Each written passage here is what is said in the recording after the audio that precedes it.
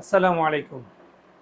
ছোটবেলায় যখন হুজুরদের মুখে ওয়াজ শুনতাম যে হজরত আব্দুল কাদের জিলানী রহমতুল্লাহ আলাই যে মায়ের পেটে থাকা অবস্থায় কোরআন মুখস্থ করেছেন, তখন যেহেতু ছোট ছিলাম ব্যাপারটা আমার কাছে তেমন বেশি বিশ্বাস হতো না যে এটা কীভাবে সম্ভব, মায়ের পেটে থাকা অবস্থায় কোরআন মুখস্থ করেছেন।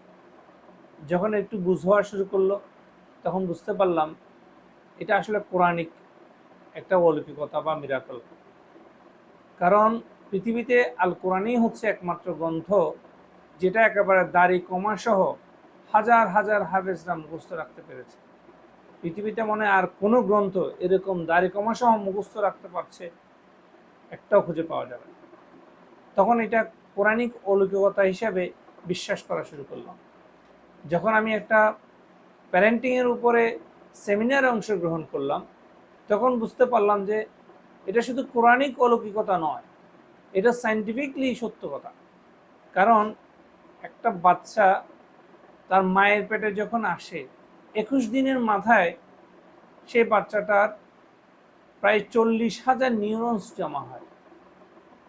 6 সপ্তাহে তার ব্রেন তৈরি হয়ে যায়, 12 সপ্তাহে তার আকৃতি তৈরি হয়, 16 সপ্তাহে সে তার হার্টবিট শুনতে পায়, 23 সপ্তাহে সে বাইরের শব্দ শুনতে পায়। এমতো অবস্থায় বাইরে যা কিছু হচ্ছে সে সেটা শুনতে পায়।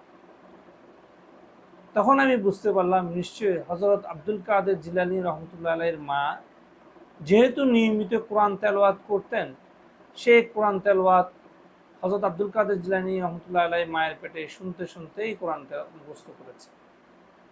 এবং সেটা এখনো যে কোনো মা যদি সেভাবে চেষ্টা করে তাহলে তার বাচ্চাও হয়তো এভাবে কোরআন মুখস্থ করতে পারে। আমরা আসলে সবাই চাই যে আমাদের সন্তানরা হজরত হাসান হুসাইন রাদিয়াল্লাহু তাআলা আনহুর মতো হোক, কিন্তু নিজেরা হজরত আলী কিংবা হজরত ফাতেমা রাদিয়াল্লাহু তাআলা আনহার মতো হতে চাই না। আমরা নিজেরা যদি হজরত আলী কিংবা ফাতেমা রাদিয়াল্লাহু তাআলা আনহার মতো হই তাহলে অবশ্যই আমাদের সন্তানরাও হাসান হুসাইনের মতোই হবে। ধন্যবাদ।